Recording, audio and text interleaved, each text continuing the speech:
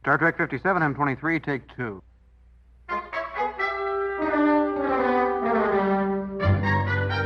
It's got Star Trek.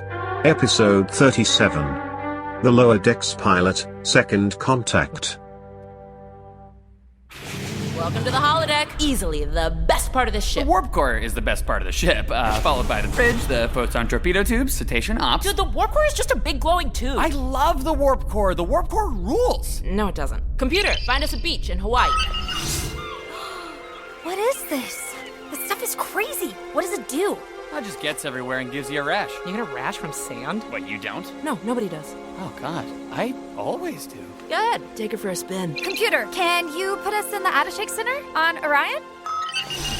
Wow, I never made time to go before I enlisted. Pretty cool, right? You can go almost anywhere you can imagine. Come on, Boimler, give it a whirl. I don't know. Come on, there has to be somewhere you'd love to be.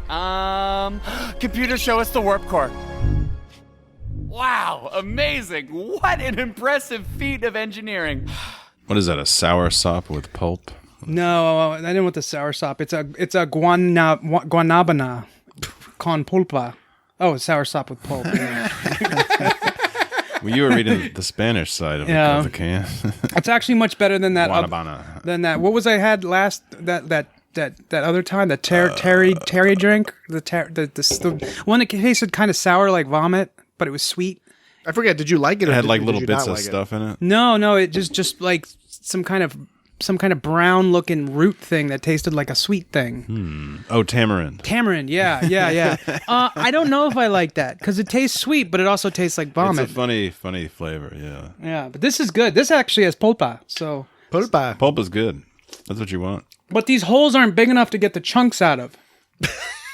Yeah, you got to cut the can open, and then you can fish out the chunks. They need to make it like a wide mouth, like they did with beer, yeah. but they don't do that.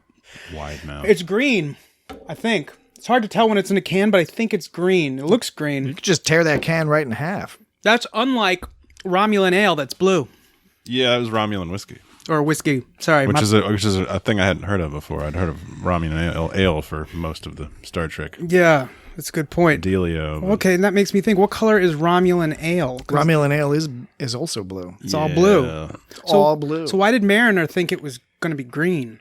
I actually find that very interesting, the Romulan ale versus Romulan whiskey, because it's a small little thing, but given how much attention this show has paid to, canon references and Easter eggs and things like that, it doesn't seem like they would have gotten that wrong. Right. So it seems to be purposeful in some way, maybe just to agitate the less forgiving portion of the Star Trek fandom. Well, yeah, Seems to be quite a large section. It made a lot of references to all things Star Trek. I don't know what we're getting into now. I'm not sure. We've never done the no spoiler thing at the beginning before, so I don't really know how to do that. So I'll talk about that. So first of all, welcome to the It's Got Star Trek podcast. This is our first, this is our 37th episode, but the first episode discussing Star Trek Lower Decks, because the first episode just aired. But this is a bit unusual because normally we rely on our listeners to have had an opportunity to see the show, but a significant proportion of our listenership is international, and right now the international folks can't access it, at least can't access it easily or in a quote-unquote above-board fashion. So that's going to limit the opportunities for people outside of North America to be able to see the show. So what we're going to do is we'll just have a brief section at the beginning of each episode where we just do some generic, non-spoiler reactions, and then we'll warn you before we go into the full-on spoiler section when we're going to start discussing the plot and the characters in more detail. So internationally, they don't have CBS All Access, but they have Discovery on Netflix, right? Isn't that the deal? So how does that equate to... Do we know when they'll be able to get the Lower Decks? It's on something. The issue has been this has driven a lot of people. This has driven a lot of people crazy because obviously folks have been waiting for the show and they want to see it. And what I've been able to gather from comments from Mike McMahon and some of the other producers and actors is that the show was originally not. It was moved up. The premiere was moved up. It was supposed to premiere later. And the implication is that the original plan was to have Discovery air and then Lower Decks follow immediately after Discovery. But the problem is that COVID-19 struck and the lockdown and all that. And as a result of that, the post-production on Discovery slowed down. Yeah, I was going to say it's unusual for something to release early because of COVID, but this is because it's animated, so it's already all kind of done. And not only that, it was the production was able to continue whatever post-production, whatever final production they needed to do on Lower Decks was able to continue at a more normal rate compared to Discovery, which their post-production has continued. But for example, they've had to record the musical score at home, basically, complicated setups. And the special effects have had to be done in a not as unified way. So they're getting it done, but it's taking longer than they expected. So they made this last minute switch. And that resulted in, my understanding is two problems. One problem was that the international distribution deals for Lower Decks were not yet complete. Oh, yeah. Right? So they were, I think, still in the process of negotiating those. I don't know where they stand at the moment, but clearly that played into it in terms of not having an international release date. They've moved the show up by 3 or 4 months, so they just figured they had more time to figure that out. And part and parcel of that is that to have an international release, they need to do the foreign language or local language, I should say, dubbing and subtitles, right? That's a whole process. I believe it's tied into the contracts for the international distribution and all that. So, that takes time to do for every episode. Right. So this makes a lot of sense, knowing that it was originally intended they were going to release Discovery, and then after they aired all the Discovery, they were going to release Lower Decks, and this makes much more sense now that we know that it got sort of sped up. So I think that I'm pretty confident that they're going to release it internationally fairly soon. That's certainly the word you hear from the producers. The question is, are they going to release it piecemeal, region by region, sort of as they complete the work and get the contracts negotiated?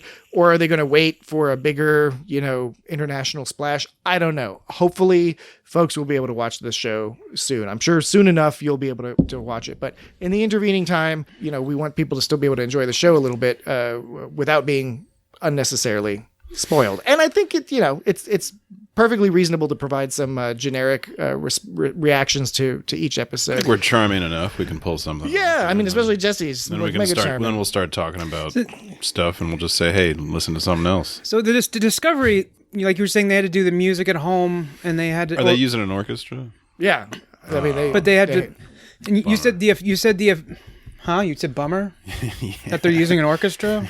Yeah, I guess it's a union thing, but like if in this situation is when you just like start using like computers and stuff. You're saying instead of having everybody like record like remotely from their house. Like, yeah.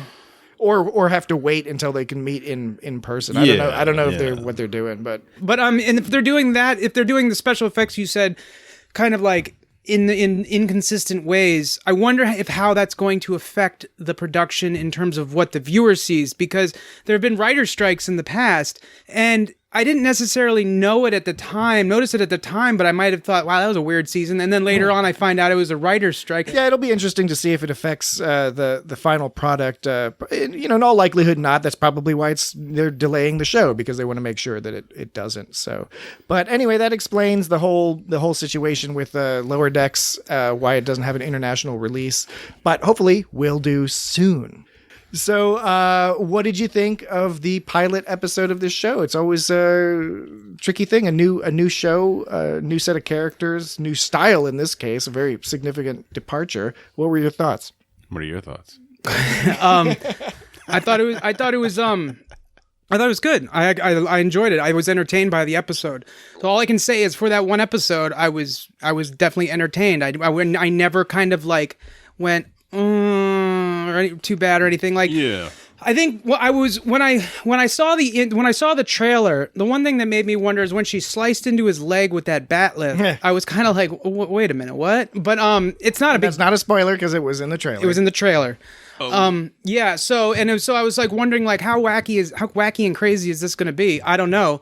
But it turns out it wasn't. It all was cohesive, and it all made it feel like Star Trek, and it all made me when I was watching it, I was like, this is Star Trek. It's like it's wacky and off the wall and stuff like that, but it still feels like Star Trek. And I was entertained, and I never felt like I never rolled my eyes. I'm sure there's plenty of people that were like, "Oh, that part was so cringe."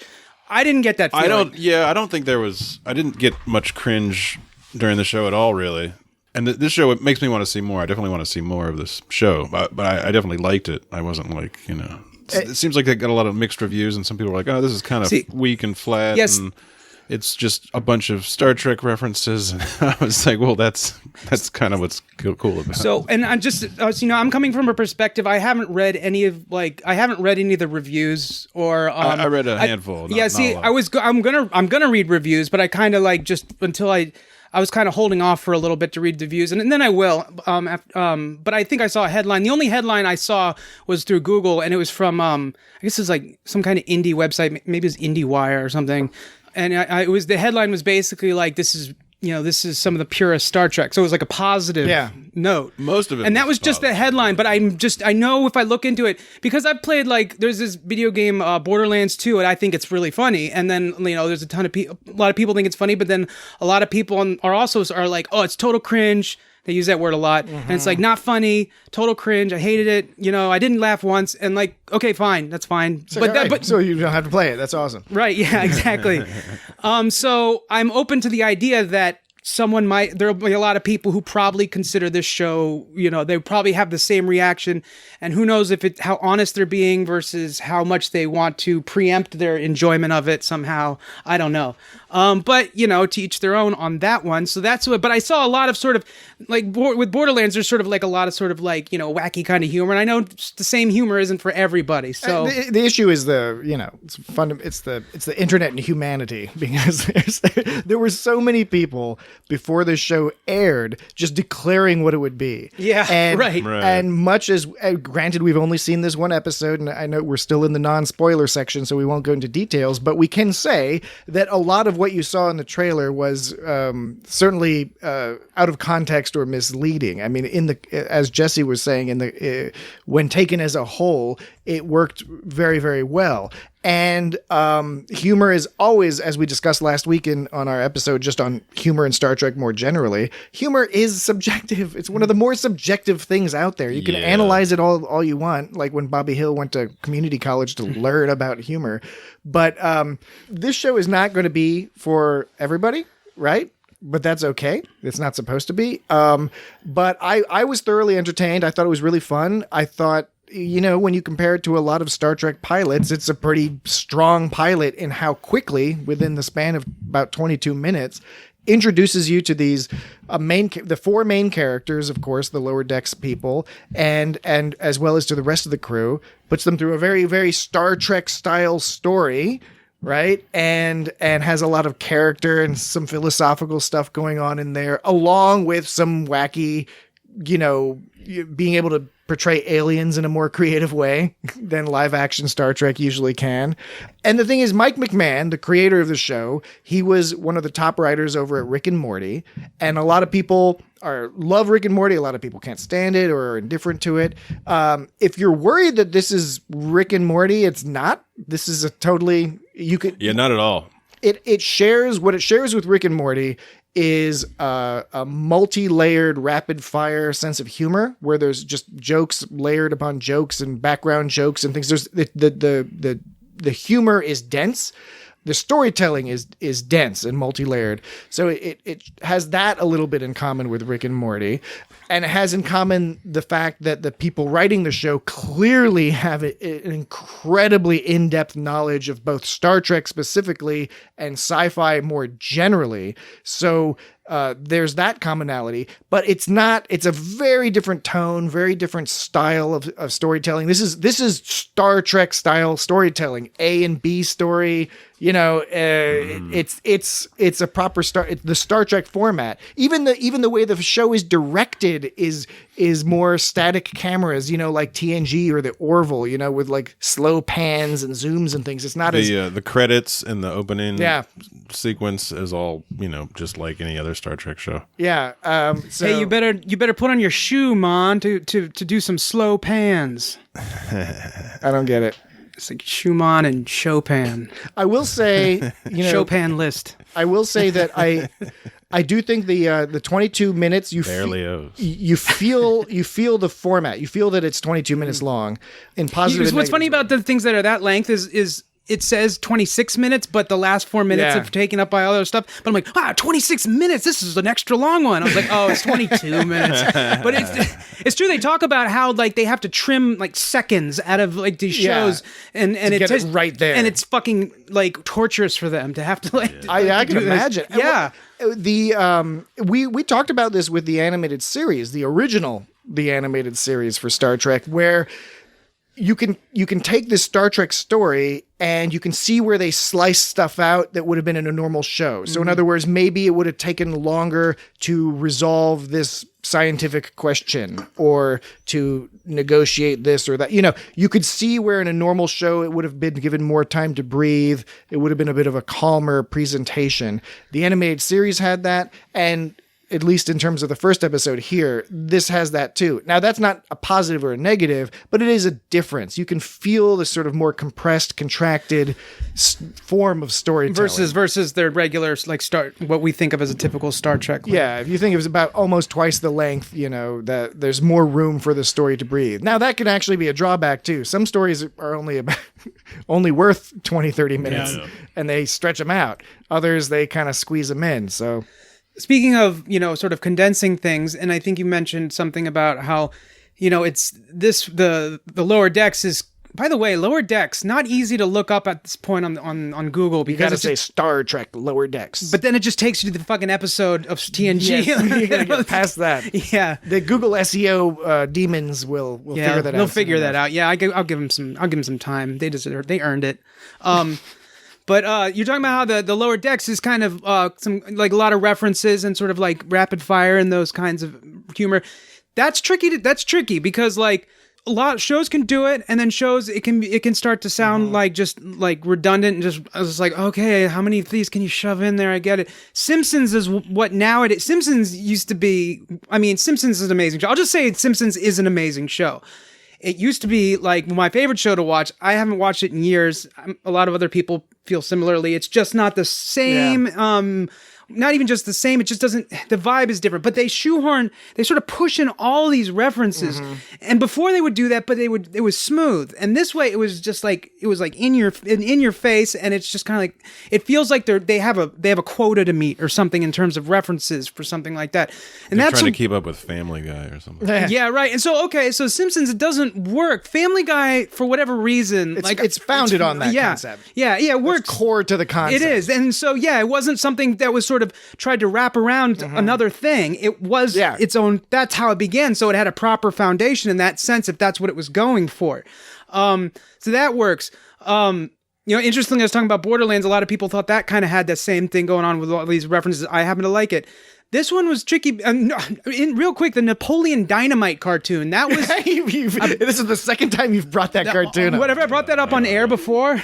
Yes, you have. Yeah, I know I brought it up a few episodes ago. Okay, I knew I brought it up. I just couldn't remember where. Anyways, yeah, Jared. I think Jared Hess is the name. I think it's all the same people, but it just doesn't work because it's just things don't flow right. And so I understand that these sort of jokes that they're throwing in the Lower Decks, they kind of might have that same vibe that they're just kind of throwing him in there.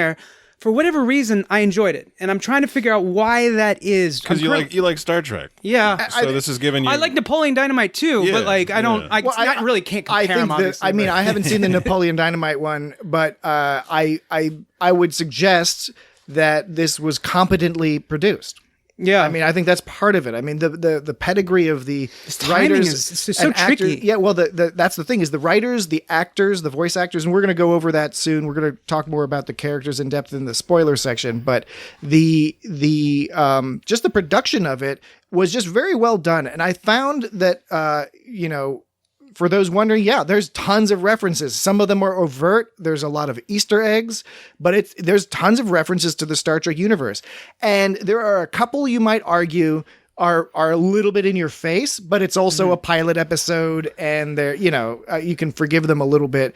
And honestly, for the rest of them, they're not. So if they feel in your face, it's only because you're looking out for them. Because when you look at other shows, I mean, forget about Discovery and Picard. I'm talking about Enterprise and Voyager and Deep Space Nine. The amount of references they laid down from what came before was extreme. They were. That's one reason why we enjoyed those shows so much, because of the world building of the Star Trek universe. And once TNG got along a little bit, that's when they started to take it more seriously. You know, TOS, TAS, and early TNG kind of played fast and loose with the whole canon and references and stuff. But then it started congeal into this nice growing universe, which is growing to this day. You know, people become approaching Lower Decks from a standpoint where it's like, I'm watching a comedic show, you know, this is a funny take on Star Trek or whatever. So when people, I think it's possible that when people like hear these Easter eggs, they're coming from it from a different context. So maybe it must be like, oh, they're just like joking about everything in this show. Like they just bring up things and, you know, they just bring up all this unnecessary. It's a comedy show. Yeah. And so, but you can do that, like you said, in like TNG, because it's like more of serious, it's more a continuation of the world. I think maybe people get concerned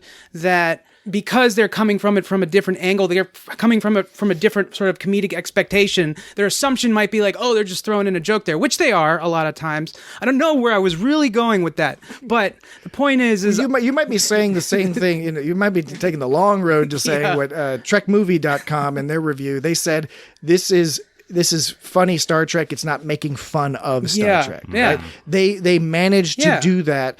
That's a really good way of putting it. Actually, well, they're professional writers, and we're fucking thought assholes. about that. Yeah, right? No, that like I was like, oh yeah, I don't have to talk about that anymore. I know what. So we'll wrap up the non-spoiler section because we'll want to get into some of the meat now. But I thought we'd finish this up with a comment from a regular listener, Tarek, who I think probably is going to encapsulate the views of a fair number of people. Certainly certainly represents my viewpoint very well. He said, overall, I was pleasantly surprised and enjoyed it. This honestly surprised me since I never got into Rick and Morty.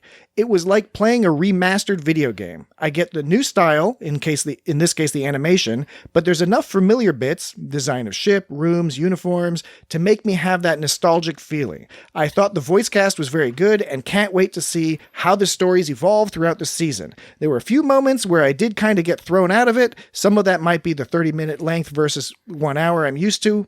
But everything has rough spots at first. Looking forward to 9 more weeks of it and reading all the whiny folks online complain about it. Now, I come from I'm a big Rick and Morty fan, so that's the only difference I have with Tarek there.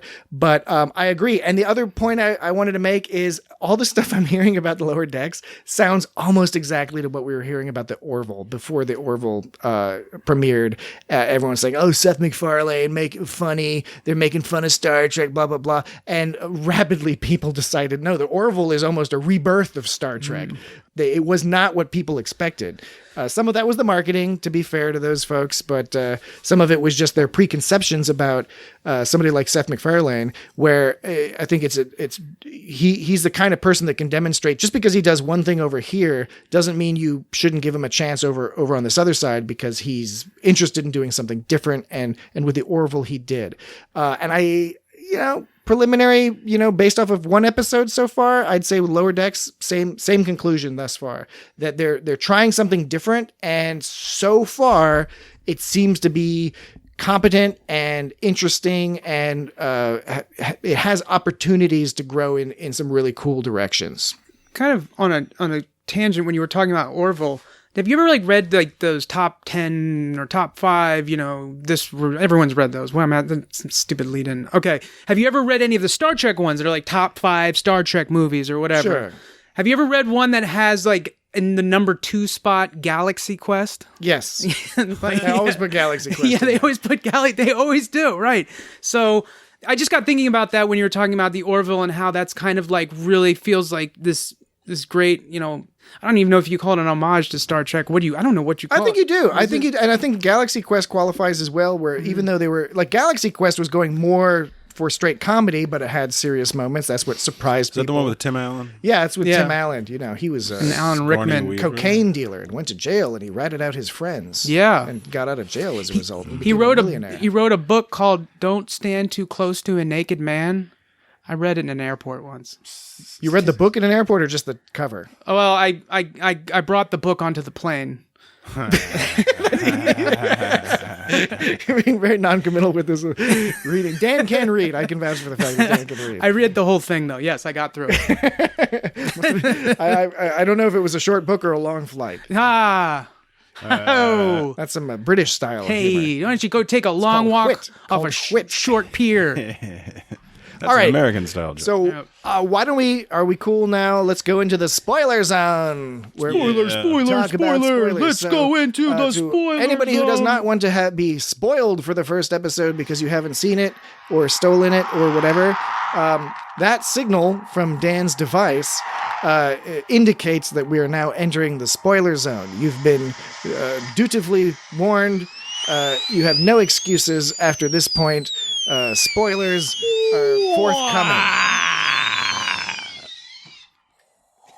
All right, now that we got rid of those jabronis, let's talk about the good stuff. What a transition.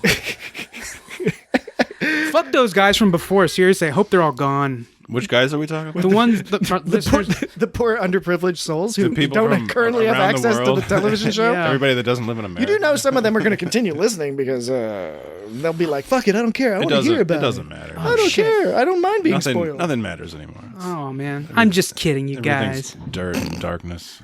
All right, so Dirt and like, darkness. I thought Jeez. Everything's just dirt and Sounds kind of darkness. funny when you say it like because it's an alliteration. yeah. All right, I thought like before we'll go through what happened in the episode. A lot of stuff happened in that compressed amount of time, but I figured real quick we'll just go through the characters, the main group of characters we were introduced to, and the actors. You know, since this is a pilot episode, talk a little bit about that.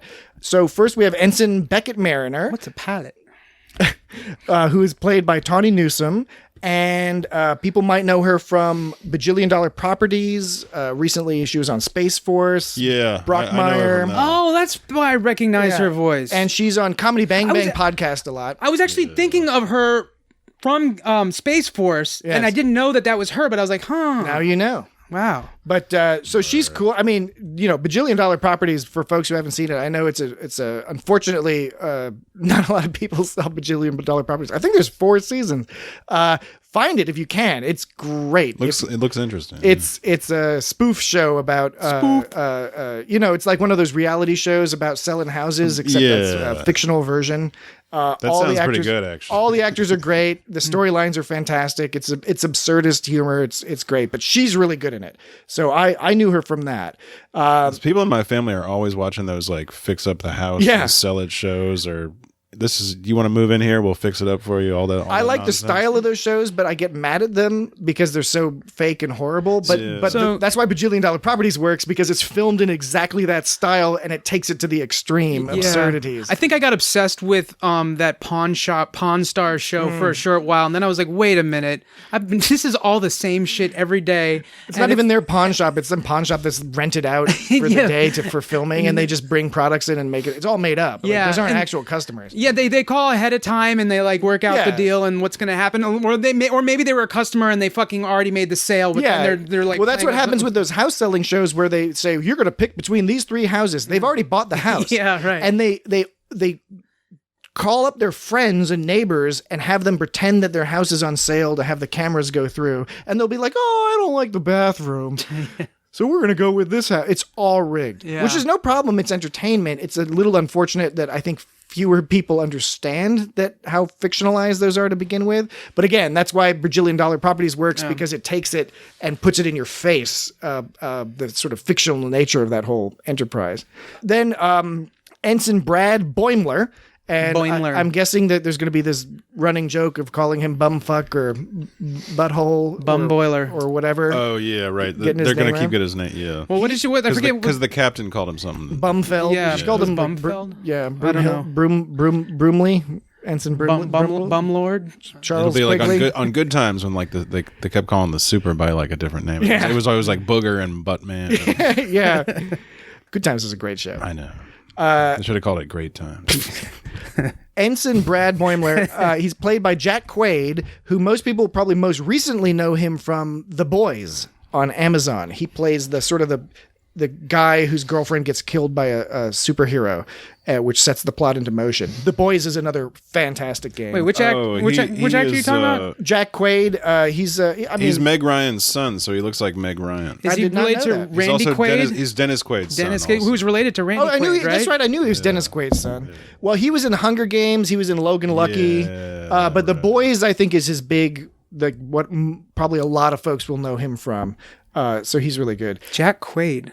Ensign Divana Tendi. She's the Orion ensign who serves sort of as the audience surrogate. I know this actor from I somewhere. think she's from Saturday Night Live. Yeah, she's Divana Tendi's played by Noelle Wells. She was on Master of None and a few other things. She's a bit more of an up and comer, I think. I think she's done a lot, but her IMDb is a little bit shorter, so this is, I'm very interested to see where they go with her character. Ensign Sam Rutherford is played by Eugene Cordero, who is on everything. I mean, he's a face that Looks like he was on that Bajillion. He was on Properties. Bajillion Dollar Properties, Bob's Burgers, The Mandalorian, Archer, Veep. He played a continuing role of Brooklyn Nine-Nine. Oh, wait, who was he on Veep? I don't know because I didn't see Veep yet. But yeah, I keep meaning to see that. Son of Zorn, Dan. That was Son of Zorn. One of my favorites. He shows up a lot on Comedy Bang Bang, Parks and Recreation, Key and Peele, Silicon Valley, Arrested Development. I think he comes out of Upright Citizens Brigade. Right. He was also on The Good Place. I'm gonna have to get a IMDb picture of this fellow. Oh, Eugene Cordero, you would totally recognize. He's a very Wikipedia's recognizable not dude. giving me a picture. Jesse, you ever see that Son of Zorn show? No. Oh man, I highly recommend it. But you'll just be sad that you're like the whole time you're gonna know that it got canceled after one season. But it was something. Son of Zorn. It was like He-Man meets today's TV shows or something. I don't know. That wasn't a very good description. I didn't really. My elevator pitch and work on a bit. Oh, okay, I've seen this fellow.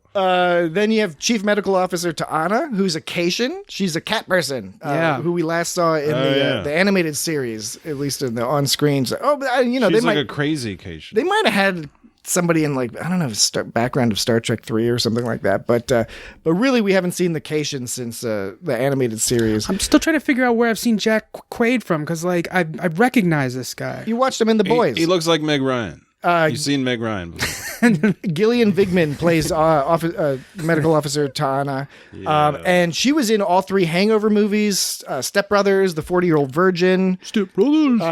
So, if you look her up, you'd recognize her. Look her up. Then you have First Officer Commander Jack Ransom, played by Jerry O'Connell. Yes. Who, of course, his 3 most prominent things are Stand By Me, Sliders, and Kangaroo Jack. Sliders, a show that I've seen the most of, but never seen at all. Sliders is a weird one because I watched Sliders. I've never seen an episode of Sliders. I watched John Sliders in the Reed's 90s along with Time Tracks and. Did you watch Stargate? I watched Stargate, the original Stargate. I watched. Well, the movie, yeah, but no, the TV show. Oh, the TV show. Yeah, was there with 2 TV MacGyver. shows? Oh, was there really? There was like 3 TV shows. Oh, I didn't fucking know that. That's how little I know about Stargate. Yeah, there was Stargate Atlantis, and then there was some other one. I tried to get. Oh, that's right. There was a bunch of that. I tried to get into that Xena and Hercules stuff or whatever, but I could never get into those. I wasn't into Hercules. Xena, I enjoyed. Xena was good. Yeah. But Xena's similar Hercules to. had something. Kevin Sorbo. Yeah, that's right. But did. he turned into a fucking asshole by all accounts. Did he? What did he do? Did he turn? I think he's an asshole. Oh man, like classic today kind of asshole. Today style asshole. Okay. You know what I'm saying? I know what you're saying. But Sliders Sort of is a red- show. red hat type Xena's the guy. same. I don't remember any episode. I don't remember them. I watched them, and I don't understand because They were I all remember, kind of the same, but it was still good. I remember fucking episodes of Small Wonder, Yeah. which was a worse so show. So does Dan Glover. I remember when she got pot from the local dealer in the school, and she hid it at home under the potted plant, like in the pot, but picked up Are you the talking plant. about the robot girl? Yeah, the robot girl. She put the weed under the dirt with the plant in it. She put the plant back on top of the pot, but she didn't put it in all the way. She's a fucking robot, and she didn't notice that it wasn't in all the way. Can you imagine being that brother and being like, "Oh, I have She- a robot she hadn't sister even now that my smoked any parents pay much weed more yet. attention to." Yeah, I wasn't good enough. She's They like, had to make this someone. is crucial stuff. This. There's us crucial. I am Vicky. I am high. This is 1980s, early 90s marijuana. It is insufficient for my intoxication program. What was it? What did Wheaton say? Is this like being drunk? It feels good. But Yeah. fun or something. I feel strange, but also good. Yeah. Something along those lines. We just talked about this last week. Yeah. Captain Carol Freeman is played by Dawn Lewis, Oh, yeah. and Dawn Lewis is A different world. She was on a different world. She was Jaleesa on Jaleesa. a different world. She was in I'm gonna get you, sucker.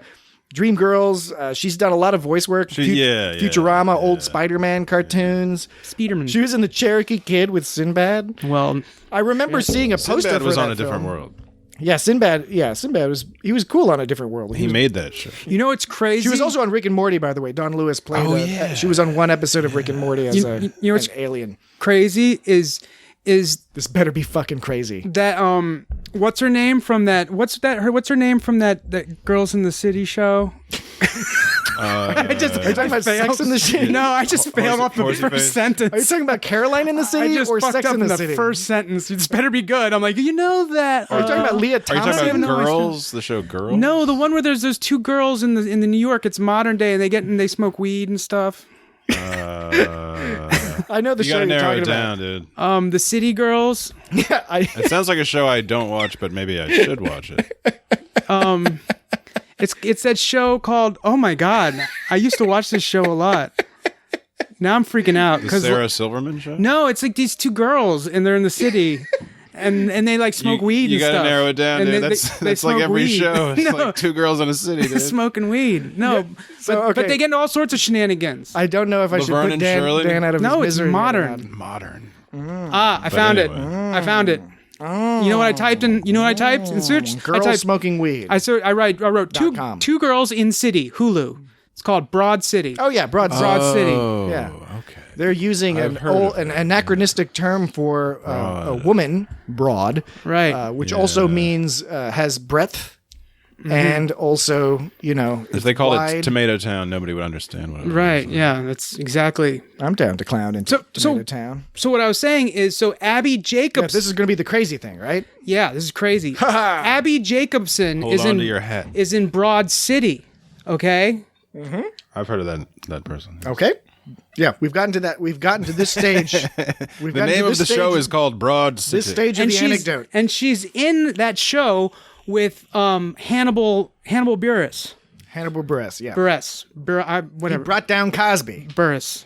Hannibal Buress. He's a good man. So Abby Jacobson man. and Hannibal Buress is in the show Very Broad funny City. guy too. Abby Jacobson is in Disenchantment with Eric Andre. And of course, Eric Andre. Oh, she's in Disenchantment. Eric Andre was, of course, in the Eric Andre show with Hannibal Buress. Isn't that crazy?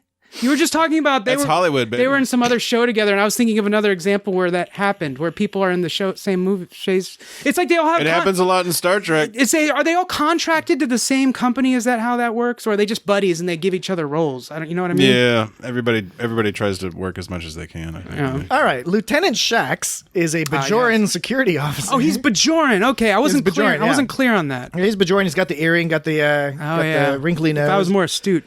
Fred Tatasciore. He's Tatasaurus? I wish I could pronounce his name right. He is an old school he's been doing voiceover acting since the Tatasciore. late 80s, early 90s. And he's in everything. I mean, Does he's anybody in, know how to read IPA? he's in Team America. He did voice work for pretty much every huge video game you can think of, like Final Fantasy 7, and he was in Robot Chicken. He was in 7? Final Fantasy 7. Oh, okay.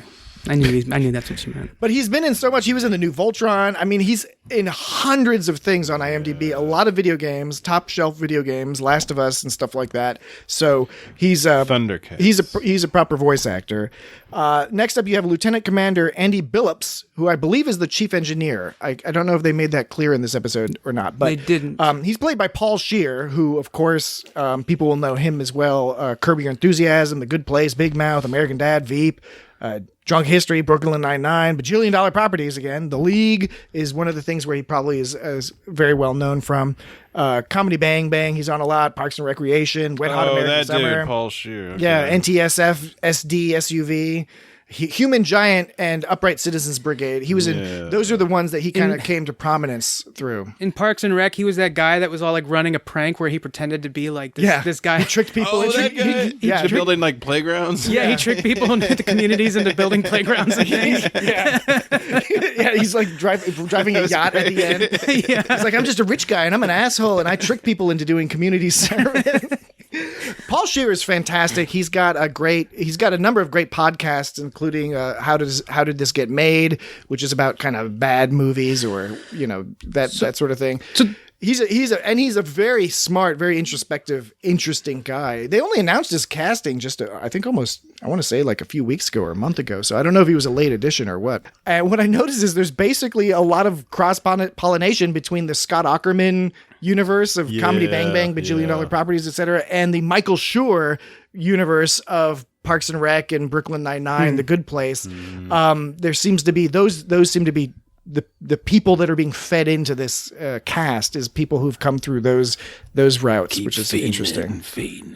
Cerritos on ship Cerritos. Cerritos docked in Douglas Station. They're looking at the capital planet in the Galar system for the Galadonians. Yeah. It's a second contact mission. I thought that was pretty I think That's where they're like checking back in with them and they're like, yeah, hey. and it's funny because like the captain's all like at the end trying to like talk about the importance of second contact. It's like you don't know what stuff you can get on second contact. We got it, so whatever. I like this concept as a basis for the show, and I also like it as a jumping off point for the show to look into those things you think about Star Trek that they never address, often for obvious reasons or because it's just not interesting to the story. They're now able to address some of those things. Like, for example, that opening scene you referenced earlier, Dan, when Mariner, slices open Boimler's leg. I always thought, I was like, okay, as medical devices and technology advances, people will presumably become more careless when it's like if you can just grow your leg back or whatever, you're not going to care. And it's like you think about like you can start chopping off your penis or whatever, and it's not such a big deal because you just like go, wave the light over it, Got a new penis, and get a new penis, or get your old one put back on. You probably get your old one. He was all saying like Worf. Yeah, why was he all saying Worf? I don't know because she was talking about being in a prison, a Klingon prison or something. Yeah, like what was she talking about? Being in a she was maybe. I wonder if she was referencing Ruapente. Because, Ruapente, of course, Kirk and McCoy went to Ruapente in Star Trek 6, and Archer goes to Ruapente at one point in Enterprise.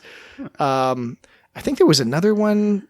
Was it Discovery? They were talking about. So they were. No, it was one of the J.J. Abrams movies. There was a deleted scene where they went to Ruapente.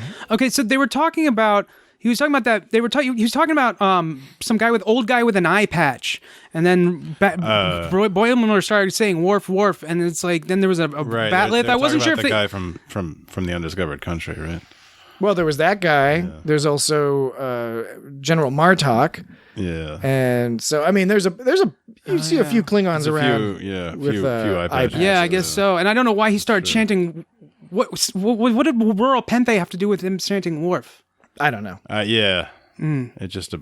You could argue that was just some goobly just a few layers of Star Trek there. Yeah. So they said they connected Batleth with Worf with old guy with an eye patch. I wasn't sure how that all. It was all just Klingon. Like it was just a spew of Klingon. It was just Klingon pop culture references. Yeah. So whatever, it's fine. It's like I'm gonna swing a Batleth at you, and like we're gonna say a bunch of Klingons and stuff. Yeah. I mean, I guess that's an opening scene, so it's kind of like getting you primed for what to expect. And then in retrospect, that opening scene, it's fine. It's just a lot of exposition. It's just kind of like a lot. It's just kind of like a bunch of stuff. This is, I think, going to be potentially an issue in this show, but maybe only in the pilot, where they got to get a lot of information out. We've seen this in other Star Trek pilots, like in Encounter at Farpoint. It has some good examples where they're just sort of saying stuff to another character to explain what the show is about. It's a tricky thing when you're trying to get somebody into the show as quickly as possible, and the gimmick of him doing the pseudo captain's log. Right, exactly. Yes. You know, see, that kind of makes sense. I like when they were walking down the hall, and she was like talking to the new Tendi, and it was basically saying, "Oh, there's this room, there's some bullshit, and there's some bullshit room over there," because that's what it basically is to the viewer. It's a bullshit room off to the side. He's like, "Well, no, actually, that's a photon torpedo tubes over there. That's the cetacean ops." So they And by the way, the producers in an interview said they are going to do an episode with cetacean ops in the second season. Right on. They said they already have it planned. So that was so when he was talking about the photon torpedo access tubes or whatever and the cetacean ops, that was like. That made sense, and that was funny. I thought it was like some bullet like machine gun sort of references, but they fit into the sort of story, and it fit in as the viewer sort of like fourth wall, not really fourth wall, but kind of meta. Is just kind of like all this shit that you don't care about normally in Star Trek. This is what it is. So it's kind of that was kind of funny. I thought that was pretty good. And that kind of stuff. That's all real. So you have to like really be paying attention to Star Trek to pick up on stuff about the cetaceans. Like, I mean, that's all like, you have to be like watching the show and like reading books and stuff. That's some deep background knowledge. There's not even a lot of that on the internet. And what I think was an interesting choice they made. Bring the internet episode about it. Yeah, that's like pre-internet stuff. Yeah. But what they're telling us with the structure of the show is, on the one hand, if you look at the star date, we know this is taking place in about 2380. It's right? 57436.2, which is just after Nemesis, right? Yeah. So we have an understanding of the time frame. Yet the design scheme of the ship, and I think the holodeck is a good example, but also the hallways and things, it's more in line with TNG style Starfleet architecture as opposed to Voyager TNG movie style, which became a little more bit like more the 60s. Well, it's more like the 80s. Well, I mean the 2360s. Yeah, that's what I meant. You motherfucker. The 1980s 2360s. Precisely. Yeah, even the deck wasn't quite as, or the bridge rather, wasn't quite as raised in the back as TNG, but it still felt like it with just like sort of a lowered. It was so. Nah. What I think they're saying is, said it. I think they're saying we are in this era that is post Nemesis, but this particular ship is an older ship. So it's got some upgrades. It's not some terrible ship or anything. However, it is not, it's not the top of the line. It's not the Enterprise E. It's not the latest and greatest with all like the crazy new gray and dark gray stuff. It's like a little ship. It's just one of their little like workhorse ships that just goes around and, it's a ship of the line or whatever. Fills out the forms. Yeah. And all that. In the holodeck, I liked the reference. Boimler was like complaining about the sand, and it made me think of Anakin Skywalker. Yeah, because when he said it gets everywhere, I don't know if they meant it. I really don't know if they meant to. They had to mean that because he didn't do the whole thing. He just a hint of it. And then he talked about getting a rash. He's like, doesn't everybody do that? Yeah. I thought that too. And then she wanted to go to Tendi wanted to go to her home planet, which was I don't remember. She's from Orion. Yeah, and Orion, and she's green. And there was some place in Orion where she the Adashaki Center or something. Adashaki. Is that where Pike's hanging out in that? It's on Orion. It's where Tendi wanted to go. It's Pike at the Adashaki. That's where he's hanging out watching those dancers in the cage. Yeah. They have him imagine that he's on Orion. I'm really interested with the Tendi storyline because we have heard so many references to the Orions. The Orions are in the cage. They're one of the first alien creatures we're introduced to is the quote unquote Orion slave woman, the green slave woman. They go into them a little bit more on Enterprise. We see them a few times on Enterprise.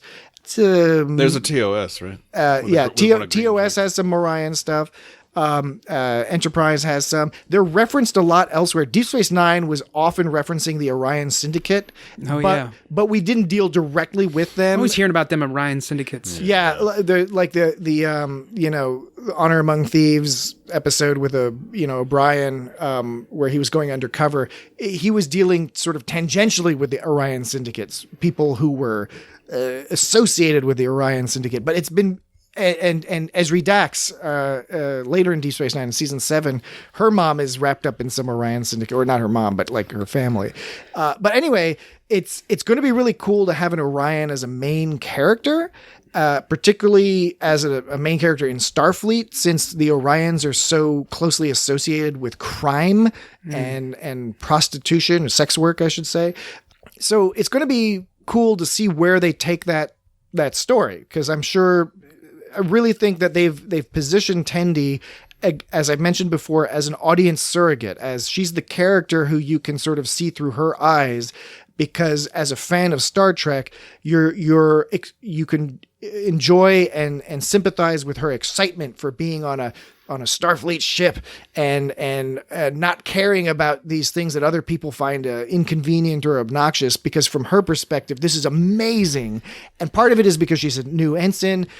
Part of it, I think, is because she's coming from this culture where, Starfleet is presumably quite different. Maybe she'll learn that it's not as different as she thinks. And then the joke is that, most of, watch some kind of hospital show or something like that. And then I'm thinking of Scrubs for some reason. I don't know if this happened in there, but the show where always thinking about Scrubs. Always thinking about Scrubs. I also watched ER a lot. But when there's like the new person coming in, and they're all excited about, changing the world and all this shit. And then by the end of the episode, they learn it's a lot of hard work. And it's like, oh, I don't know if I'm ready for this. Bashir was like that a little bit. Yeah. I was thinking that. I was thinking of that too. Harry Kim, less so, but a little bit. Yeah. So I don't know if he was thinking of a lot. And his character never got a chance to do too much thinking. Yeah, Harry Kim didn't think too much. Yeah. But he played a lot of clarinet. Yeah. I mean, he didn't. He should have. The old clarinets. The old clarinet. That's when the old clarinet. That's when the old clarinet comes Tooting out. on the clarinet. So Harry Kim, 7 of 9. But then the joke here is with her. 2 people, 1 clarinet. Is that she's all into it and excited, and then she's getting into some shitty shit, and she's freaking out, and you're like, oh no, or she looks like she's freaking out, and then at the end she's all like, it's like she loved it. She got to hold a heart, which was a hilarious scene when she's pumping that heart, and the dude is like to save this dude who's dying, and she pumps it, he's like, oh. Did you see his eyes? His eyes bugged out every time she pumped it. They sort of what's the opposite of cross-eyed? Wall-eyed. So his eyes went wall-eyed. Every time she squeezed the heart, the eyes kind of pumped out a little and went wall-eyed. And he's like, oh, yeah. She's like, I'm sorry. It was pretty funny having to save this guy, but basically put him in pain. Well, I think it's a good point to mention that they have essentially reversed the normal order of the A and B plots, right? So in this episode, you have somebody get infected on the planet. They bring the infection back to the ship, to the Cerritos, and then that infection spreads. That's a trope in Star Trek. I mean, that in and of itself is a reference to the history of Star Trek, of that basic concept, right? But that's not the main story. That's the background story. Yeah, that's a good point. And that's really, I think, a good way in this pilot episode to stress, again, the perspective we're taking. We're not looking at the main story or the quote-unquote main people, the senior staff, as much. We're going to interact with them. We're going to see them, but they're not the main story. The main story are these lower-level folks. And they still connect it with because the guy's got the goo on him when they come back, and they're like, this guy's got the goo that can save us all. Like, yeah, protect that slime. Like the A and the B storylines connect. Yeah, at that moment. Exactly. And because she, the best Star Trek tradition, where at the end they sort of converge on each other. Like at the end of the episode, we figured out some way to like save us by finding something like this. We found some slime from the planet. Like, and Mariner, her whole point was those people up on the bridge, they're a bunch of fuckers, and they'll use all of us to further themselves. Which is funny because in Star Trek in TNG, right, or TOS or whatever, you hear about Captain Kirk, you hear about Spock, you don't hear about the whole crew. It's like you don't even TOS especially, you kind of forget that there's a whole crew that behind. They're faceless guys who are playing Italian mobsters on the set next door, the Desilu set, literally next door. They just grab a couple of guys, take off their hats, and put red uniforms on them, and they stand there all lurking on around. TOS, you see more actual like enlisted crew. They had more people. They had more extras on TOS. They had extras running in and out here, but you never really got a sense that ship was alive in that sense. Like in TNG, you felt like they were referenced like even though the hallways were always like weirdly empty. Yeah, they were TNG. Yeah, I mean, it is a good point though that TOS did lack some of that life, even though it quite literally had more human bodies milling about. Yeoman. Even on the bridge, there were all these, more people than you. Often there were more people than you would see on later shows. Yeah. So and so Mariner was basically stressing that point. It's like they don't give a shit about us, so on and so forth, and then that sort of reinforced by that point you were mentioning, Jesse, where they meet up and they're not like save him, they're just like save the slime. Protect the slime. Yeah, we protect the slime by making sure he doesn't fall apart or something, And they sort of conflate him with the slime. Right, They're yeah. pointing at him. It's like protect that piece of slime. Yeah, right. And we already see that Captain Freeman was happy to manipulate Boimler's sort of straight-lacedness and adherence to the rules to try to get him to spy on and report on Mariner's actions. And that in and of itself was an interesting, very Star Trek-y philosophical conundrum, because she's his friend presumably and crewmate. We don't know how close friends they are, but they definitely seem to have a friendly relationship.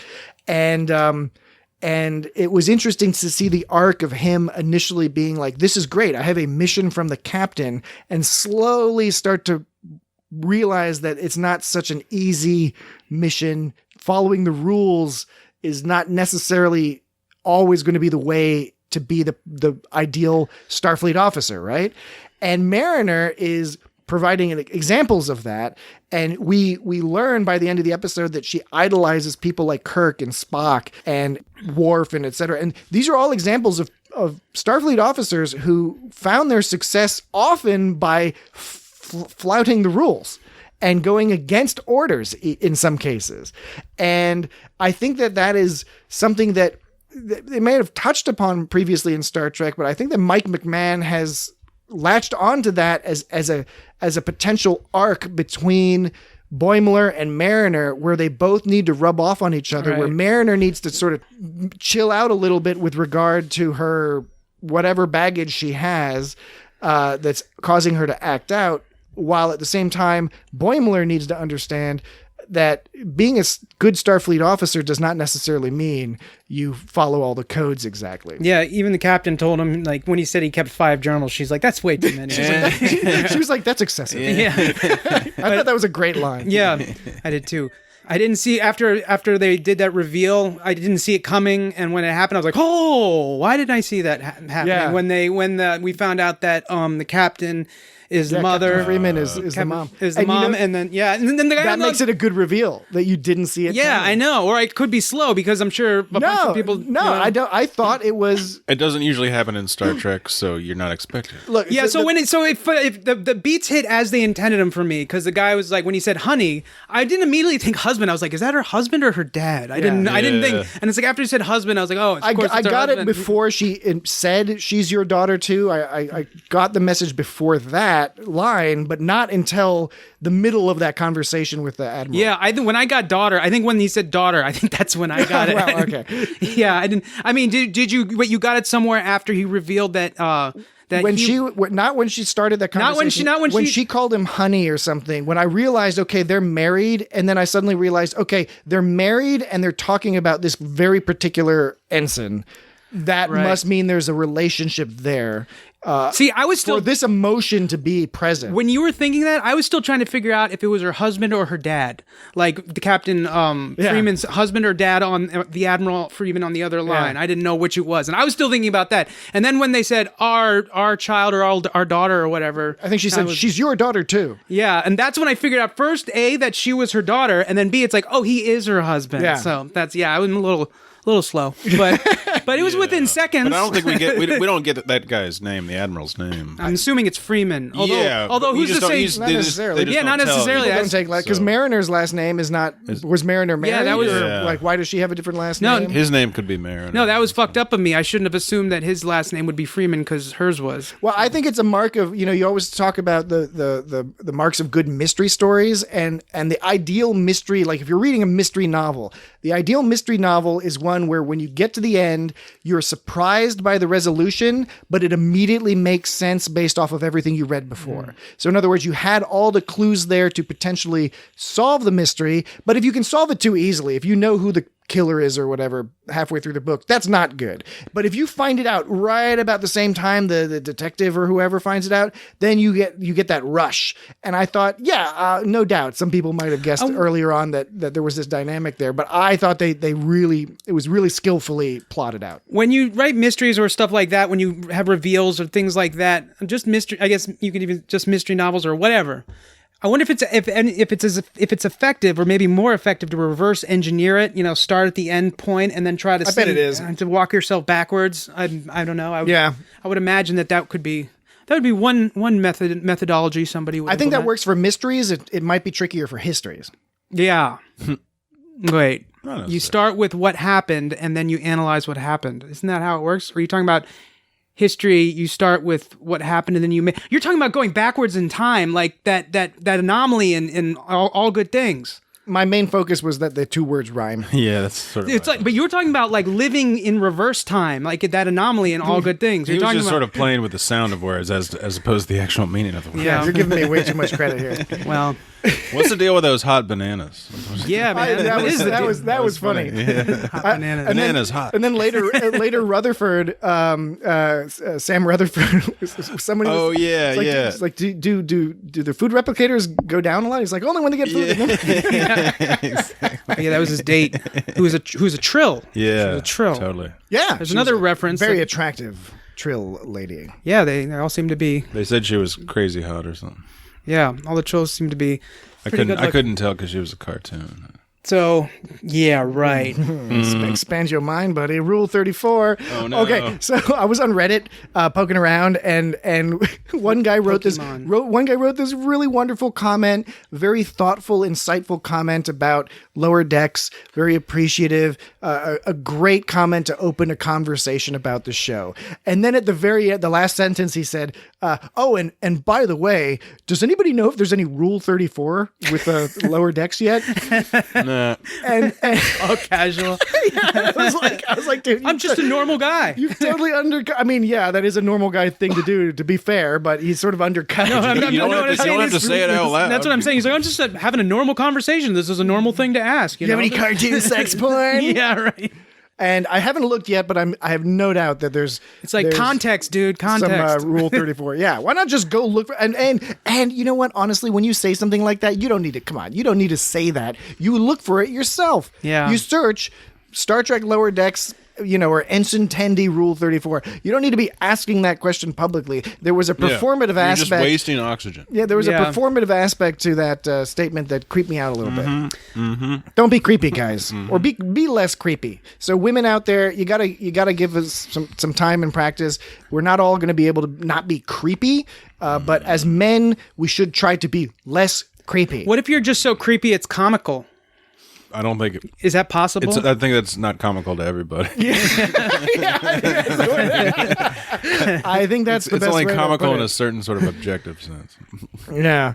I think that this, Boimler, jumping ahead a little bit, but, they go down to the planet and Boimler thinks that she's up to some shady shit. Mariner's up to some shady shit, selling weapons. And then he finds out she's just trying to help out these people. And it's another example of, we've seen our hero Star Trek characters do similar things many times in the past. And a lot of times it's not even like a debate or a question. It's not even like they don't even think in their head like, oh, am I breaking some rules? It's just like, no, it's the right thing to do. Give these people some fucking, shovel and hoe, like it was in this case. Which complicated Boimler's whole reporting thing, because now he's thinking, wait a second, she's breaking the rule, but she's breaking the rule to try to help these people. She was breaking rule 498 and 756. Pig people. Or they don't call them rules, they call them something else. They call them something 498 and 756. I really enjoyed... He was breaking 76 for pointing a phaser at her, which Yeah. I don't know if it means you can't point a phaser at anyone or if another officer or a higher ranked officer. I bet 76 is not pointing phasers at a higher ranked 76 officer. trombones in the big We're parade. about pointing your trombone at your commanding officer. Don't point your rusty trombone at your commanding officer. Don't point your bone at the officer. Trombone. I think that Boimler getting naked is going to become a running gag, because I get the impression he's such a sort of an anxiety-ridden, straight-laced person that he really feels degraded by being naked. And we've already seen in the preview at least one other instance where he's caught naked. Was in one of the previews ahead of the premiere. Yeah. So we'll see. We'll see where they go with that. But I would not be surprised if we see him multiple times stripped down because it's something he's not used to and clearly uncomfortable with. You remember that Jane's Addiction song called Been Caught Naked? It's all like, been caught naked once when I was 5. I've been strong for you, fam. It's just as simple as that. I know that Jane's Addiction has 2 songs, and one of them is Been Caught Stealing. That's the one. Except it's called Been Caught Naked.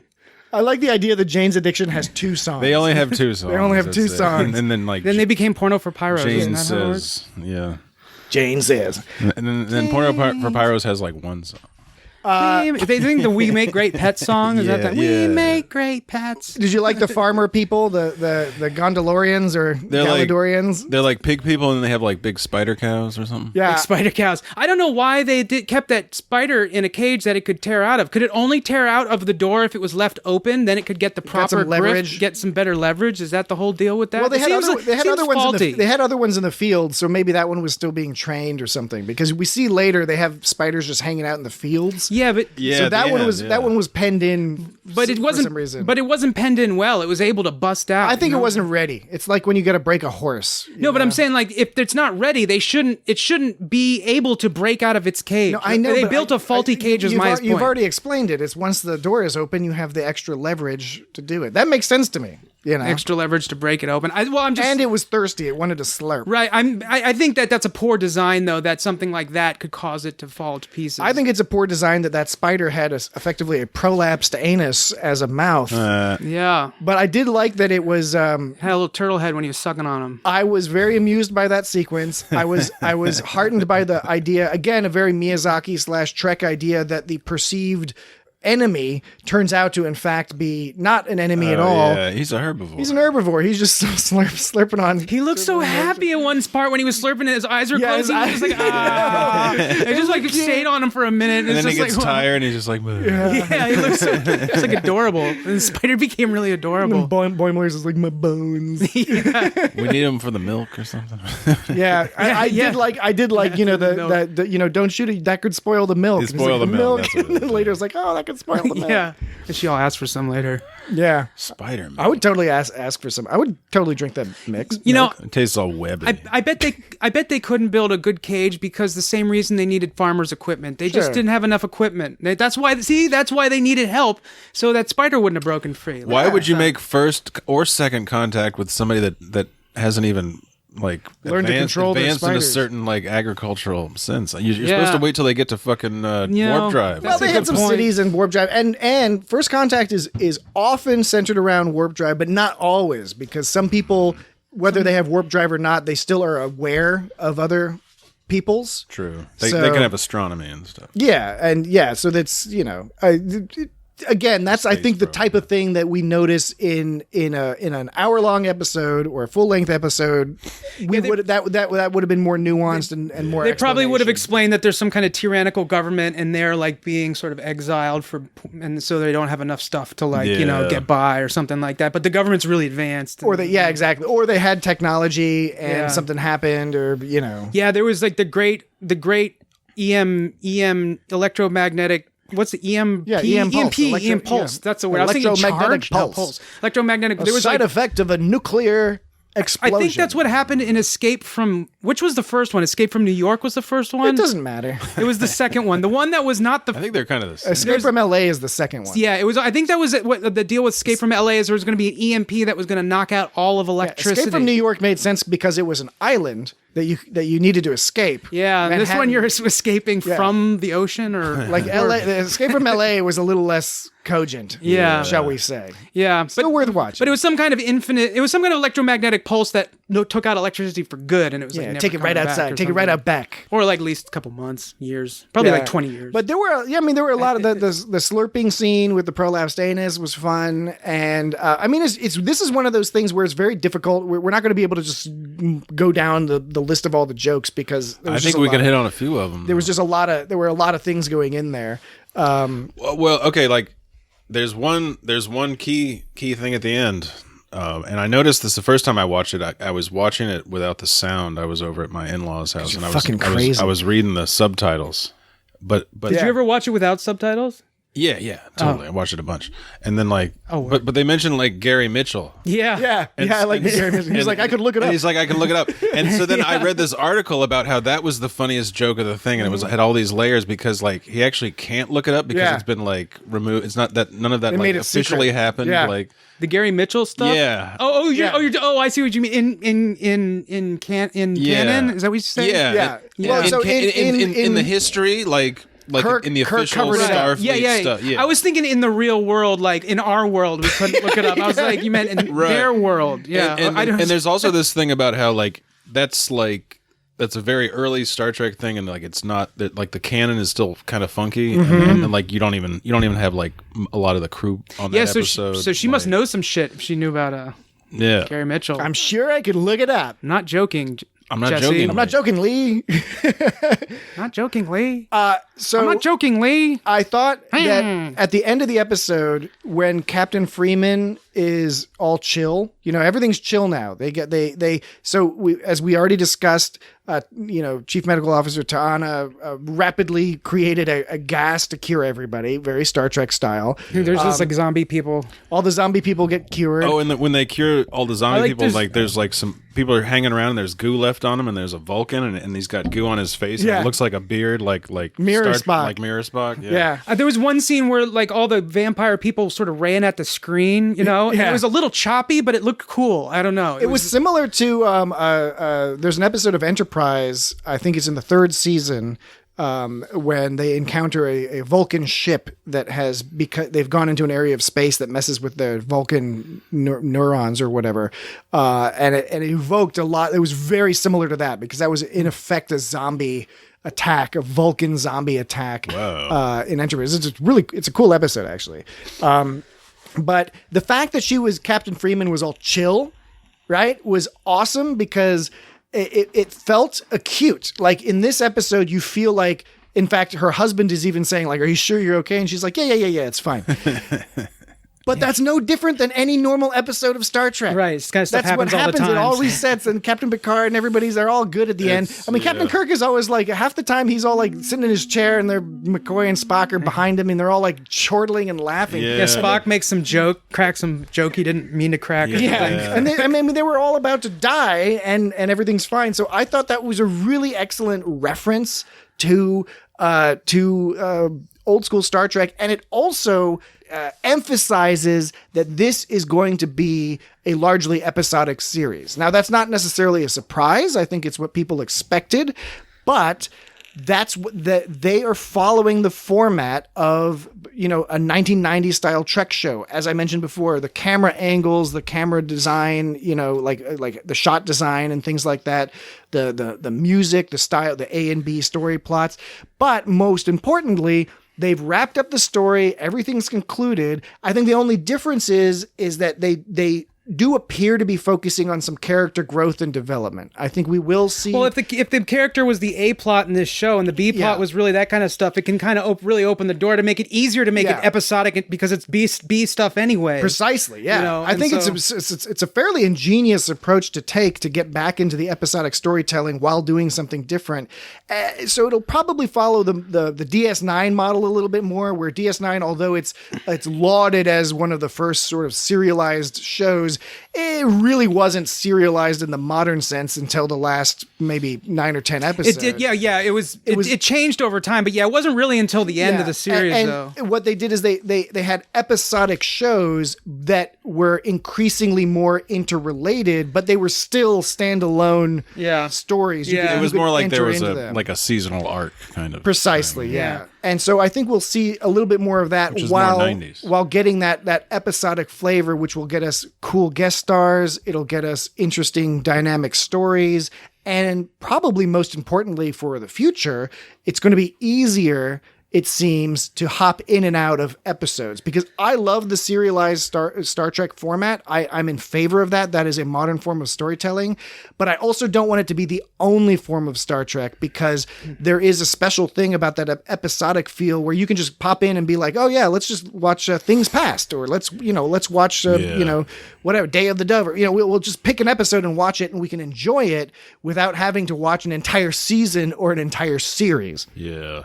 When when we were talking about when I mentioned Spock cracking a joke, it got me thinking about like Spock's a smart guy, right? He would know if he was saying. No, he's dumb. So, well, first of all, we know from Spock that he like when he says something, he knows what he's saying. He knows what it entails. But he's also doesn't really have humor. He's not supposed to crack jokes. I don't know. I'm assuming it's not logical or something, right? So when he's cracking jokes at the end of the episode, like what that one where, what was the last one he said we saw where it was like it was a moving experience? No, it wasn't that. An but accelerating yeah. So he was cracking we know that he was cracking a joke, but the thing is does he not realize it? That was my assumption. But he's so smart. How could he not realize it? But on the other hand, the writers wouldn't have you like have him crack a joke because that's not within character. So his character has two things going on. One, he's too smart to know what he's saying to not realize when he's saying some weird shit.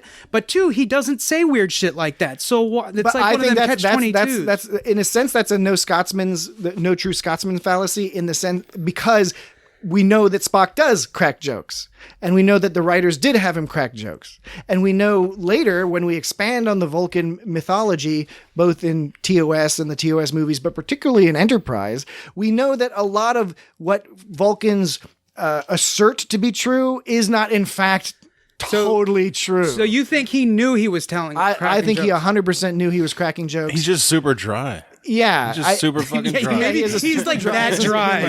He's that dry. Yeah, which is I'm a fan of dry sense of humor. Yeah. Well, I guess if it entertains him somehow, it's and we see similar stuff with Data, right? Where Data is often played for laughs, even though he is himself, in theory, especially early on, not supposed to be able to understand what's funny, but he does things that people perceive as funny. But he did that accidentally.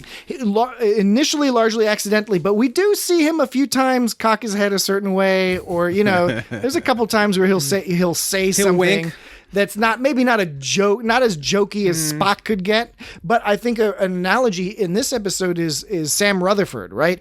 Because we know the least about him. We saw him go on a date, so we learned a lot about his character, but we know the least about his background and his motivation. We know he's recently gotten this, I believe it was a Vulcan implant, but we don't know why. He's an engineer with something on his face. So why did he get that? Was he wounded? Was it like in Discovery, when the ensign who was the pilot, I forget her name at the moment, but she was injured in the pilot episodes, and then comes back later with the cybernetics. Wait, what show? On Discovery. Yeah.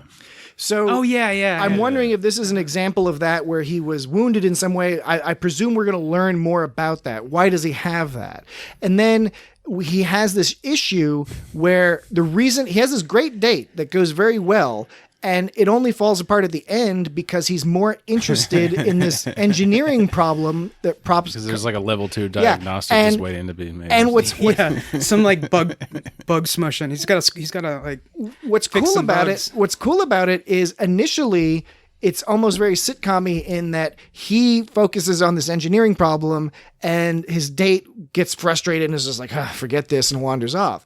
But then when in the follow-up, he's not upset about that. He's like, no, I didn't like her. He's like, I liked her. She was cool. She was smart, but she wasn't into what I'm into, right? She didn't get as excited about this as I did. And so I think that's going to be the other girl was like, Tendi was all what was about her it. problem? So I'm wondering if they're planning to have some totally- sort of thing between Tendi and him. If not like romantic, totally best buddies or something. Yeah, but what we get is, I think this is an interesting divergence from what has traditionally been done in Trek, because almost all the Trek shows have sort of your one outsider character, right?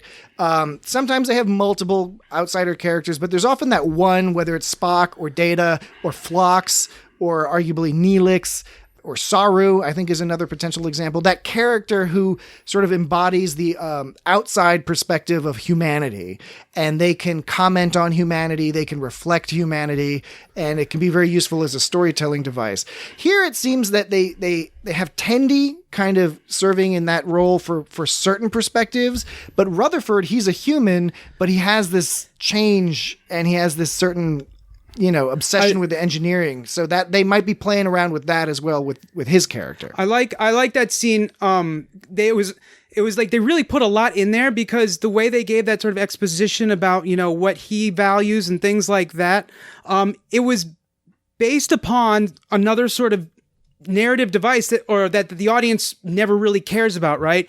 You're running from some zombies and the door's fucked up for some reason. You don't care why it's fucked up. It's just fucked up. So they got to do their flim flam on it to open up the fucked up door, right? Yeah. To get inside the shit. And so in this case, it was that again. It's like, oh, the door's fucked up. What are we going to do? Let's bust it open. And they could have very well just gone on and we would have never thought about, I wouldn't have, but I think the intention it would be likely that you would have never thought about why that door was locked. You're just like, oh, it's a locked door. They got to get through the locked door so they can use the MacGuffin on the thing.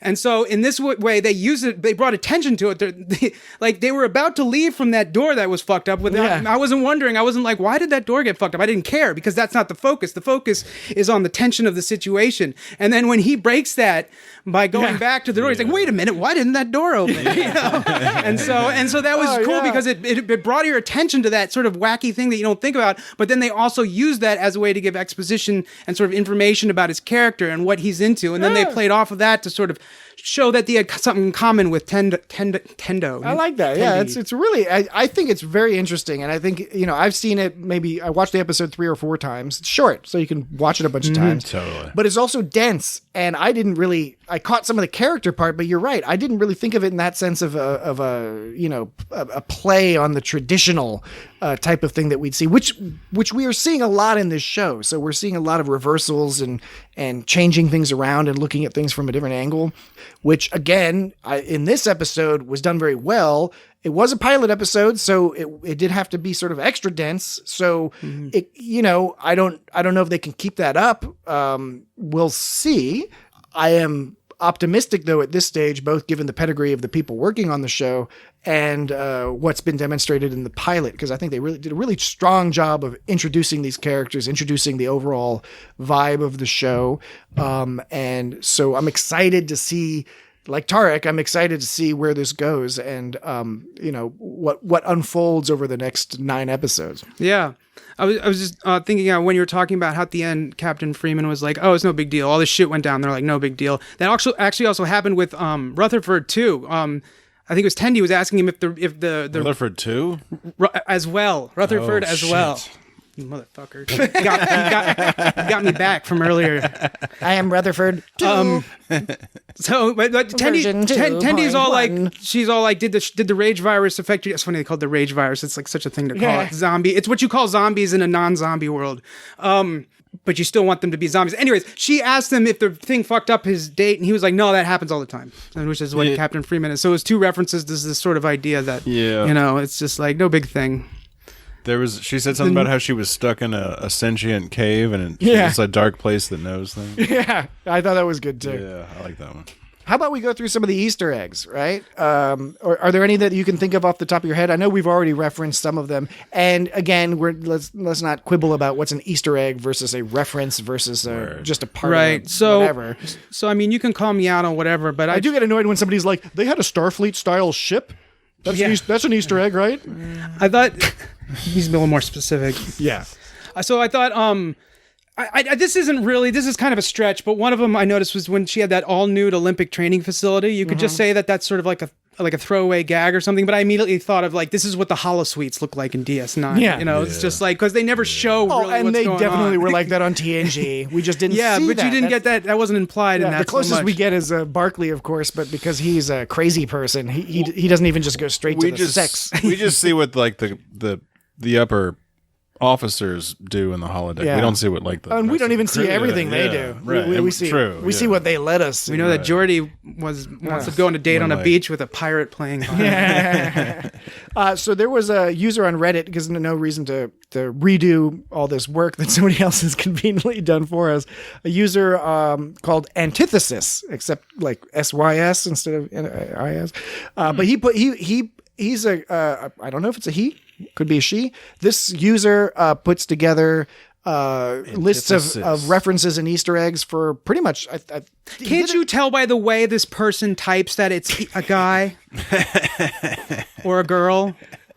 I would, if I had to guess, I would guess The flavor of the text suggests a male. Okay. A white American male, approximately 30 to 40 years old. That would be my guess.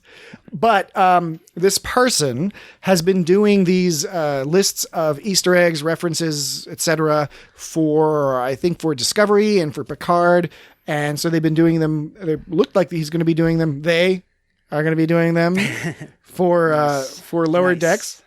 And it's a huge long list. We've already mentioned a lot of this stuff. All my shit's like kind of concepts, like the singing crystal. She's talking about she almost got her head taken off singing crystal. But that counts. That counts.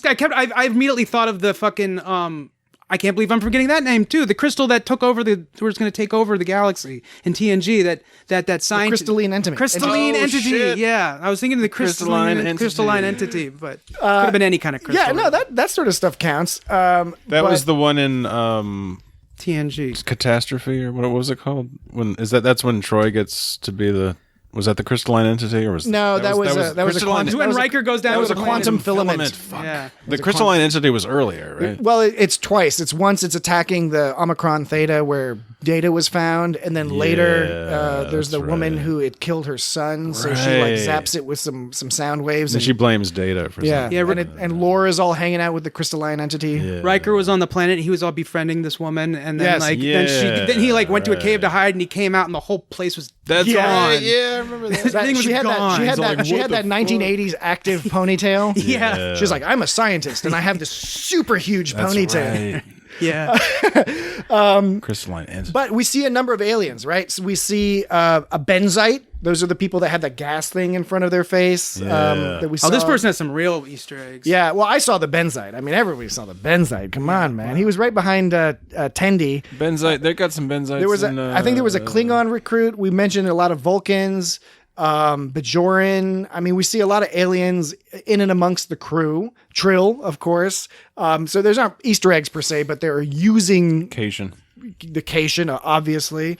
Even though it looks more like some kind of like cartoon cat from like a Saturday morning cartoon than like the cat on the TAS. Yeah, the TAS looked more realistic in a weird way. Yeah, she was all bitching about having to write paperwork. I don't know if she was joking or not, but they were talking about. No, she wasn't joking. She was like, she doesn't want to become. All she cares about is science. There was an Andorian in the bar, which was, because we talked about in previous episodes that other than Enterprise, there hasn't been a lot of Andorian action since TOS. Enterprise did the most with the Andorians. When Mariner at the beginning of the episode, in the teaser part of the episode, where she's got all her contraband, there's a copy of the Ferengi Rules of Acquisition in there. Yeah, I didn't notice that either. That's one of the things that you have to have, those eagle eyes. I love that part of DS9. The little they sprinkle that throughout the series. It's pretty cool. This person has outlined, this antithesis person has outlined in great detail all the LCAR's screen and the interfaces and stuff, and how accurate they are in terms of the geometry and the font and everything. They're very accurate to the TNG era computer interfaces. Cool. And the hallways and things like that. Even that shovel and hoe are similar to like in Captain's Holiday when Picard gets wrapped up with Vash and those crazy time aliens and aliens. And he's having to dig. They're like having to dig a hole at one point in that episode. They're trying to find They're trying to find the artifact, and he's got a shovel that's similar to the shovel. Wow. This sort of like shovel you like unscrew and put together. So that was similar. Of course, all the sounds, right? Just the sounds, the Star Trek sounds are all fucking there. The transporter sound, the holodeck sounds, all the computer chirps and bleeps and bloops are all there, which is awesome. The bleeps and the heaps and the what's that? Spaceballs? The sweeps and the creeps. Yeah. The sweeps, the bleeps, and the creeps. The what? The what? And the what? Only one man would dare give me the raspberry. Lone Star. Sounded funnier in my head. Right now. When will then be now? Yeah, so I mean, there's a bunch of other things that you could call either Easter eggs or references, but we discussed most of them in terms of the architecture of the ship. But the last thing probably worth discussing is the opening sequence, which I think, Dan, you referenced that it's very similar to Voyager, which I agree. I think it really did. I say that? One of you said that. One of you said it was similar to Voyager. Maybe Jesse said that. I said it was similar to a lot of Star Trek. I've- The beginning and the end. I thought the music reminded me of like the Orville Yeah, kind of. I was gonna say yes, absolutely. The music is Orville. Yeah. The opening is Voyager-esque. It's like that TNG episode where they're going to some star to watch it like go supernova or something, and some other shit happens. I forget exactly what happens, but it's the same kind of image of that like trail of stuff coming off of the But of course, with the comical difference that they keep getting into goof 'em ups. Yeah. Goof 'em ups. Like they're trying to observe these asteroids getting sucked into some black hole, and then they get sucked into the black hole. Right. I want to actually listen. I'm going to listen to the music for Galaxy Quest too, because I also wanted to say it was like that, but I didn't remember. It was more like it sounded like I think that sounded more like, triumphant. But like sort the of. Orville is what the very first thing that came to mind. But yeah, Orville came to mind. But other people have it's noted. triumphant. Other people have noted online that this show starts with a very.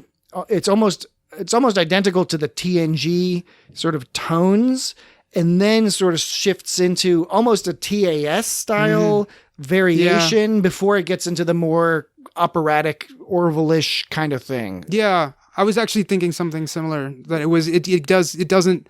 There were parts of it that felt very Star Trek-y with the chorus of. I will say trumpets it's and not. brass It's and not things. for me. It's not the most catchy tune yet. So we'll see. Maybe it'll grow on me. I don't have any problems with it. I think it's perfectly fine. I think it fits the show just fine, but it doesn't grab me. You know. Yeah. There's some. I'm somebody. I argue. I really like the Discovery theme music, for example. Yeah, the Discovery is really cool. There's something about it. It's very exploratory and architectural. You know. And it fits that time slot perfectly. It's like this just said what it needs to say. You and know? the And it was Picard really good. music grew on me. It grew on me as I watched the show. That's what I was thinking. I need to compare the two because, like, I don't know. I might. I didn't. I'm still not sold on the Picard music, but it's been a while since I've listened to it. So, yeah. I mean, because the Picard music I was think I like more- that. That's better than the Discovery music. The Picard music was. I would still go Discovery in terms of just getting my Discovery's heart good. going, but the Picard music was very pastoral and had this kind of vibe to it that again, as I watched the show, the music grew on me because it started to fit the show more. Because when you're first watching the show, you don't know what the show is about, Right, exactly. and that could be the case here. Which is that's a different vibe than any other music. I know we've talked about that when we talked about Picard, but like the Picard music has a different feel to it than a lot of the other shows. Clearly. This is sort of purposely like it kind of sounds, vaguely like a lot of Star Trek stuff with a sort of goofy sort of A bit of a goofiness in there. And there's that weird part where they show up and see a bunch of Borg ships, and a bunch of Romulans engaging with some Borg ships, and they turn around and just go away. I actually did laugh like when she made the joke about Spock at the end, how Spock was dying and coming back to life. I mean, it seems like such an obvious joke, but like the way she delivered it, I was space like, whales. laughing at- Oh, and the very last line of the episode is when she said, "What about Deanna Troi? She started out with a jumpsuit, and then you don't." Oh yeah, she was like she had a body. Yeah, All right. and the magnetic boots. I just for some reason when they were on like the ship walking with their magnetic boots, I Yeah. liked how it sped up like and went like thump, Yeah. thump. Like It was it's like like oh, it looks like they're wearing magnetic boots. I just thought that was a And it's a callback neat. to, I think most clearly to Yeah. First Contact, Yep. because they have a line about, let's go for a walk, which is like in First Contact, but they also have the magnetic boots in Star Trek 6. They have them in Discovery, the whole walking around on the ship thing they do, it's done elsewhere. So it's a reference in that sense, but it also was, it's showing the outside of the ship a little, showing what these people are capable of. And that whole thing with their date, these are professionals, right? These are Starfleet people. They were making the point that nobody we saw was incompetent. And I think some people were afraid of that. They were afraid that this is going to be a ship full of incompetent people, and it's going to be comically bad, because it's going to suggest that Starfleet has dumb people in it. I do think they're making the point. No, anybody who's in Starfleet is some minimum level of competence. They might not all be, galaxy-saving heroes, but they're competent people. Boimler seems competent. Mariner seems competent. Mariner's problems isn't with her skill set. It's with her attitude, right? At least from the perspective of her mom/captain. And Boimler clearly is very interested in following all the, he's sort of a Wesley type in some ways, an older version of Wesley.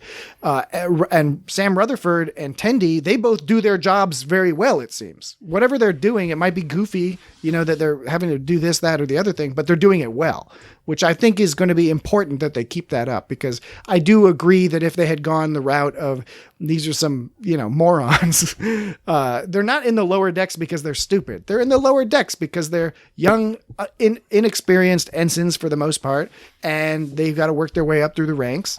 And in the process, we're going to learn more as an audience about what we may have assumed before, but we'll get those stories front and center, that these people are necessary. These are not expendable people. Unlike TOS, where it seemed like you could expend just about any motherfucker on the ship if they weren't, Spock, Bones, or McCoy. Yeah, I mean, this specifically focuses on the lower decks, like the ones that you don't think about, which in the spirit of the episode of TNG. Well, I watched this one of the times I watched it with my kids, and they really enjoyed it. They were very engaged by it, which was cool because they see me watch Star Trek all the time, and sometimes they hang out and linger and watch a little bit. They're very familiar with it in sort of a by osmosis fashion. But in this case, they sat down, they watched it, they engaged with the story.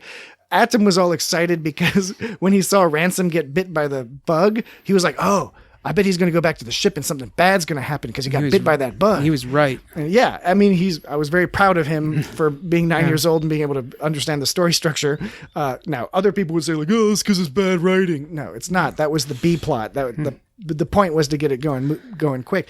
But the key thing was that, when my son was towards the end of the episode, he was saying, why are they taking all the credit for saving the ship? They said it was because of the as he put it, he said the girl, if she hadn't broken the rules to go help those pig farmer people, like, then Boimler wouldn't have chased after her. He wouldn't have gotten the slime from the creature. He was basically pointing out that their personality traits, positive or negative, are what ultimately led to the ship being saved.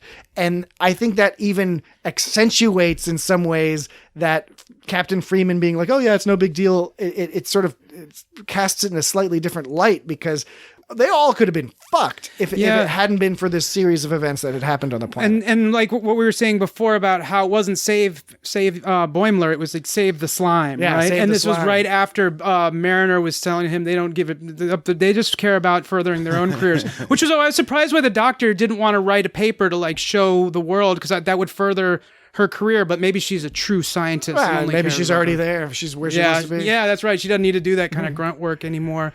I liked when she was talking about, when Mariner was talking about being in that Klingon prison fighting a Yeti for her shoes. He was just being a dick. That kind of humor is like, I don't know. I'm sure a lot of people cringed at that or something, but I thought it was really. I thought it was great. No, I mean, the same people who think cringe at the other stuff that I think is funny. Not saying my humor's better than yours. Yes, he is. Just saying, probably. To each their own. It might be. Dan is an expert knight of the humor. Knight of humor. All right. So let's end the podcast now. That's it. That's the end. Bye. It was a good episode. Yeah. Next week we're going to talk about the second episode, which is called Envoy. So next week we'll talk about Envoy, continuing our coverage of Lower Decks. So far so good. Good start. And we'll see. We'll see where they take things. And it's new Star Trek, which is fun. So we look forward to following up. Send in your comments what you thought about this episode. When you get to watch the next episode, send in comments what you thought about that.